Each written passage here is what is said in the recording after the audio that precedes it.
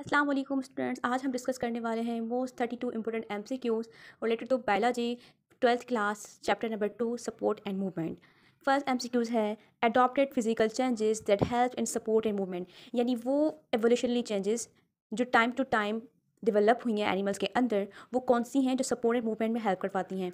First option है skeletal muscles, B है muscular system, सी है आइदर ए और बी, यानी ए और बी में से कोई भी एक हो सकता है, और ऑप्शन डी है बोथ। तो इसका राइट ऑप्शन है ऑप्शन बी, यानी सपोर्ट एंड मूवमेंट के लिए जो एडॉप्टेड फिजिकल चेंजेस आई हैं वो स्केलेटल सिस्टम और मस्कुलर सिस्टम बोथ हैं।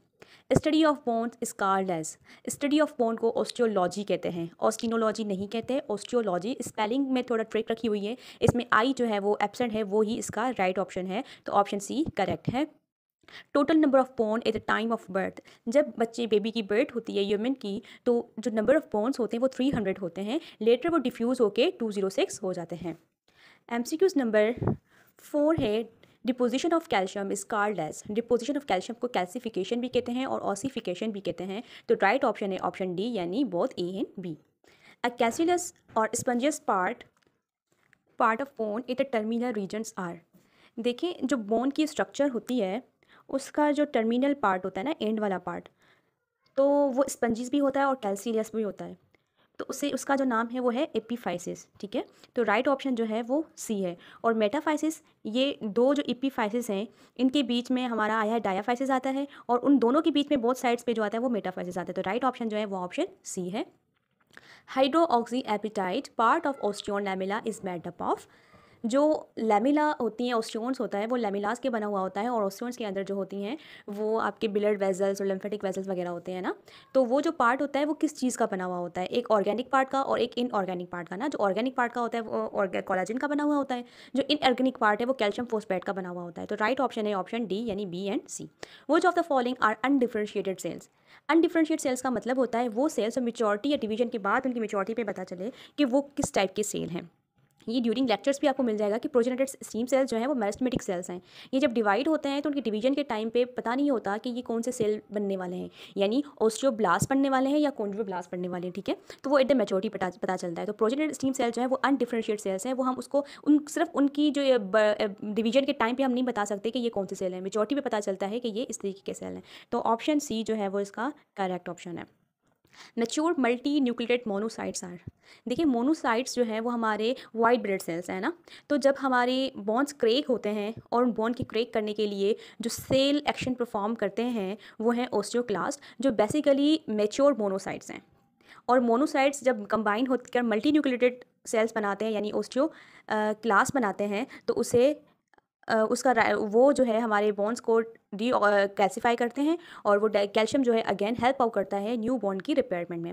विच of the following make compact bone on isolation, देखिए आइसोलेशन का मतलब है सेपरेट हो जाना। ठीक है, तो ओस्टियोब्लास्ट जो हैं वो मैच्योर सेल नहीं होते बॉन्ड्स के। ठीक है, वो उनका काम होता है न्यू सेल्स की प्रोडक्शन करवाना। ठीक है, और टीयरिंग और रिपेयरिंग करवाना। सही, अब जब इनकी एक खासियत होती है कि ये मैट्रिक्स को रिलीज़ करते हैं, अब ये जब अपने ही प्रोड्यूस किए हुए मैट्रिक्स में ट्रैप्ड हो जाते हैं, चारों तरफ से मैट्रिक्स आ जाता है और बीच में फंस जाते हैं, वो हो जाते हैं आइसोलेट, और जब वो आइसोलेट हो जाते हैं तो वो कन्वर्ट हो जाते हैं ओस्टियोसाइट्स में, यानी कि मैच्योर बोन सेल्स में। तो इसका राइट ऑप्शन जो है वो ओस्टियोब्लास्ट यानी ऑप्शन बी है, यानी कॉम्पैक्ट बोन का मतलब है ओस्टियोसाइट्स, और ओस्टियोसाइट्स कब बनते हैं, जब ओस्टियोब्लास्ट आइसोलेट हो जाते हैं।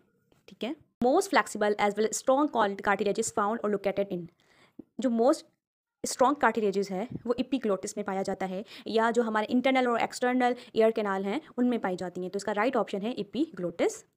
विच cell has slow growth and no blood vessels, nails, bones, cartilages all, तो कार्टिलेजेस जो है इनमें कोई भी ब्लड वेजल नहीं होता, और ये हमारा नेल्स हमारे प्रोटीन है, सेल्स नहीं है, बोन्स हमारे सेल्स हैं लेकिन उनमें ब्लड वेजल्स होते हैं, तो इसका राइट ऑप्शन है cartilages. The longest bone in the human body is femur, joint between skulls bones is, जो हमारे स्कल्स के बोन हैं 22 वो इमूवेबल हैं, तो इसका राइट ऑप्शन है option b. The joints at the shoulders is, joint पे जो हमारा शोल्डर है वो बॉल एंड सॉकेट है, और ये जो है बॉडी को जो रोटेट करता है हमारे आर्म को वो चारों तरफ में मूव करता है। टेंडोन कनेक्ट, टेंडोन जो कनेक्ट करते हैं वो मसल्स को बोन से कनेक्ट करते हैं, राइट ऑप्शन है option b. thoracic vertebrae are, जो thoracic vertebrae हैं वो 12 पेयर में नहीं होते बल्कि वो सिर्फ 12 होते हैं, तो इसका राइट ऑप्शन है option C. Total number of bone in axial skeletons are. देखिए स्केलेटन जो है वो दो मेजर डिवीजन में डिवाइड किया गया है। एक है एक्सल स्केलेटन जो हमारी मैन बॉडी का सेंटर है, और अपेंडिकुलर स्केलेटन जो साइड आर्म्स वगैरह आती हैं। तो एक्सल स्केलेटन में जो हमारे बोन्स हैं वो 80 हैं, जिसमें हमारा स्कल आ जाता है, हमारी जो है स्ट्रेनम, हमारी रिब्स, हमारा वर्टिब्राई जो है वो हमारे एक्सल स्केलेटन का पार्ट है। वो जो टोटल है वो 88 नंबर है।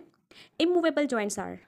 अब ये 3 डिवीजन की गई थी जॉइंट्स की, तो उन जॉइंट्स में जो इमूवेबल जॉइंट्स होते हैं उनको कहते हैं फाइब्रस जॉइंट। ये बेसिकली हमारे स्कल के और तिबिया फिबुला के बीच में जो कनेक्शन होता है वहाँ पर पाए जाते हैं, और ये क्या होते हैं, इमूवेबल होते हैं। हमारा स्कल जो है वो मूव नहीं कर सकता, तो ये है fibrous joint. Slightly movable joints are. Slightly movable joints को हम कार्टिलेजिनियस जॉइंट्स कहते हैं। इसका एग्जाम्पल है हमारी वर्टिब्राई, हमारा स्टर्नम, जो स्लाइटली कुछ हद तक जो है मूव कर सकते हैं। Freely movable joints are. जो फ्रीली मूवेबल जॉइंट्स होते हैं वो साइनोवियल जॉइंट्स होते हैं, और ये जॉइंट्स इनकी एक्टिविटी बहुत ज़्यादा होती है, जैसे हमारी लेग, हमारी नी, हमारी जो एल्बो हो गई, वो हमारी जो फिंगर्स हो गई, रिवर्स और एंकल की जो मूवमेंट हो गई, ये होते हैं जॉइंट्स साइनोवियल जॉइंट्स। इन जॉइंट्स के अंदर साइनोवियल मेम्ब्रेन के अंदर साइनोवियल फ्लूइड मौजूद होता है, जो बॉन्स की मूवमेंट, जॉइंट्स की मूवमेंट में फ्रैक्शन से उनको प्रिवेंट करता है। बाल एंड सॉकेट जॉइंट्स आर। देखिए जैसे कि हम बाल और socket joints freely movable joints हैं, और ये हाईली फ्री मूवेबल जॉइंट्स हैं, जो हमारे आर्म और लेग, जो आर्म को चारों अतराफ में मूव करवाते हैं। Arthritis affect. आर्थराइटिस वो डिजीज़ है जो आपको डायरेक्टली आपके जॉइंट्स को अफेक्ट करती है। Osteoporosis occur due to. Osteo का मतलब है बॉन्स, और पोरोसिस का मतलब है जिसमें सुराख या होल बन जाना। तो कैल्शियम की डिपोजिशन जब कम हो जाती है, इनसफिशिएंट हो जाती है, और एज बेसिस के हिसाब से कैल्शियम लॉस होना स्टार्ट हो जाता है, डीकैल्सिफिकेशन हो जाती है, या इम्बैलेंस, इम्प्रॉपर जितनी जो चाहिए उतना डिपॉजिट नहीं होता है कैल्शियम बॉन्स के अंदर, तो ऑस्टियोपोरोसिस हो जाता है। इसका राइट ऑप्शन है option A. Racket is cause by deficiency of. Racket जो है विटामिन डी की डिफिशियंसी की वजह से होता है, जो चिल्ड्रन में मोस्टली ज़्यादातर पाई जाती है disease.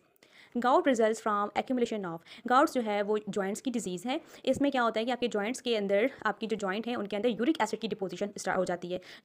Last 2 pairs of ribs are called. अच्छा, ये जो हमारी बाकी जो रिब्स हैं, जैसे 12 पेयर जो रिब्स के होते हैं, तो फर्स्ट से लेकर 7 तक जो रिब्स होती हैं वो डायरेक्टली स्टर्नम से कनेक्टेड होती हैं। 8 to 10 जो होती हैं वो कार्टिलेजेस के थ्रू उस 7th रिब्स से कनेक्ट होकर स्टर्नम से कनेक्टेड होती हैं ना। देखिए ये कुछ जो है वो डायरेक्टली कनेक्टेड होती हैं 1 से 7 तक, और जो 8, 9 और 10 होती है ये इसके कार्टिलेजेस के थ्रू 7th रिब से अटैच होती हैं, और जो लास्ट 12 और 13 है वो किसी से भी अटैच नहीं होती। ठीक है, तो इसका जो राइट ऑप्शन है वो है फ्लोटिंग रिब्स। अच्छा, हम फ्लोटिंग रिब्स को कभी कभी फॉल्स रिब्स में भी कंसीडर किया जाता है, लेकिन ये एक फॉल्स रिब की टाइप है। इसका राइट ऑप्शन होगा floating ribs. Twisting of joint without dislocation is called. Dislocation ना हो, आपके जॉइंट्स अपनी जगह पे हो, मुड़े ना, ट्विस्ट ना हो, बैंड ना हो, तो उसे स्प्रेन कहते हैं। Swelling and pain in joint system of. Swelling यानी इन्फ्लामेशन हम बायोलॉजी की लैंग्वेज में जिसे कहते हैं, और पेन हो जॉइंट्स में, तो उसको क्या, वो किस चीज़ की सिम्टम्स हैं, तो वो आर्थराइटिस के सिस्टम है। Fracture means muscle tear, bone crack और ब्रेक, या लिगामेंट ट्विस्ट। तो मसल फ्रैक्चर का मतलब फ्रैक्चर का मतलब होता है कि आपके बोन्स क्रेक हो और ब्रेक हो जाएं। राइट ऑप्शन है option B. Group of muscles fibers are called. Muscles fibers का जो ग्रुप होता है, यानी ग्रुप, जिस हमारे जो मसल्स होते हैं वो ग्रुप, उनके जो फाइबर्स होते हैं वो ग्रुप में पाए जाते हैं। ठीक है, तो उसे हम फेसिकल्स कहते हैं। The strongest muscles at all, जो कार्डिक मसल्स हैं वो सबसे ज़्यादा स्ट्रॉन्गेस्ट मसल्स हैं।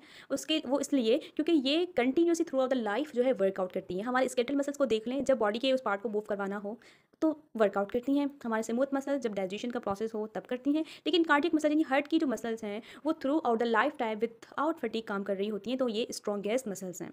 विच of the following is striated muscles. अब स्ट्रेटेड मसल्स का मतलब वो मसल जिसके अंदर लाइट और डार्क बैंड हों।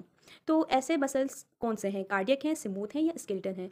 तो कार्डियक मसल्स और स्केलेटल मसल्स दोनों ही आपके स्ट्रेटेड मसल्स हैं। इनमें बैंड पाए जाते हैं, यानी ये कंट्रैक्ट और रिलैक्स करती हैं। तो एक्सेप्ट बी, यानी बी के अलावा जो दोनों हैं वो स्ट्रेटेड मसल्स हैं, तो इसका राइट ऑप्शन होगा ऑप्शन डी। वीडियो अच्छी लगी हो तो लाइक करें, सब्सक्राइब करें, कमेंट सेक्शन में कोई कन्फ्यूजन हो तो हमसे पूछ सकते हैं। तब तक के लिए अपना बहुत सारा ख्याल रखिएगा। अल्लाह हाफ़िज़।